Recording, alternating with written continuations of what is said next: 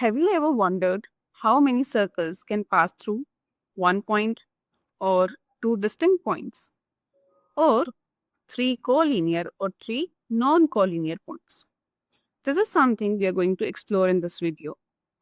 And towards the end, we'll see how many circles can pass through three non-collinear points. Now, if we have one point, let's call it O, what do you think? How many circles can we draw with O as the center? We can have this one, another one, another one. So we can have as many circles as we want with O as the center. These are called concentric circles because their center is same, right? Now, if we have a certain point P, how many circles can pass through this point P? Let's see. We can have this, then another one, another one, another one. So we realize that infinite circles can pass through one specific point. Now let's have two distinct points, P and Q. And we need to see how many circles can pass through these points, P and Q. So what we are going to do is, we are going to draw perpendicular bisector of PQ. So let's join PQ and keeping the compass at Q and opening it to half, more than half, the length of PQ. We'll just make one arc on either side. Similarly, then we'll keep our compass at P and do the same. Make two arcs on either side with the same radii and we'll join them. This is the perpendicular bisector of PQ. Now, we know that every point that lies on the perpendicular bisector of a line segment is equidistant from its endpoints.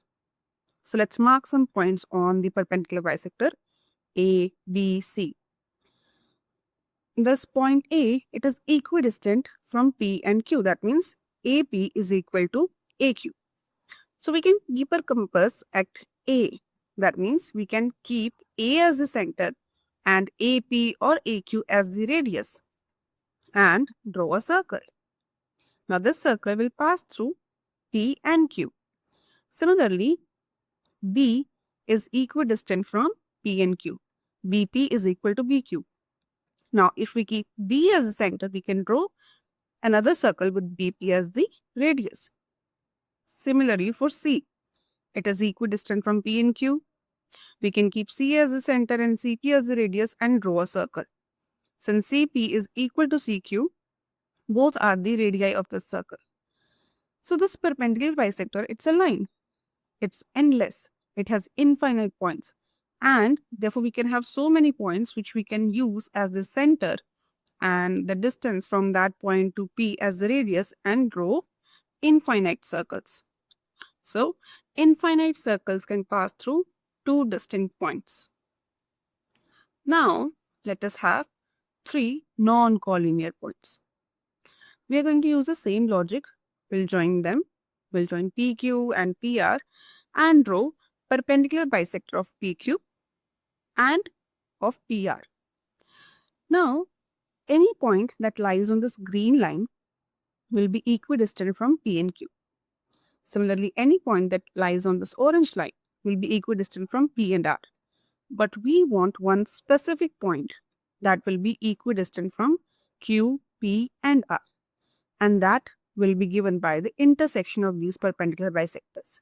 That is this point. Let's call it O. Now, since O lies on the perpendicular bisector of PQ, OP is equal to OQ. Also, O lies on the perpendicular bisector of PR. So, OP is equal to OR. So, OP is equal to OQ is equal to OR. That means O is the only point which is equidistant from PQ and R.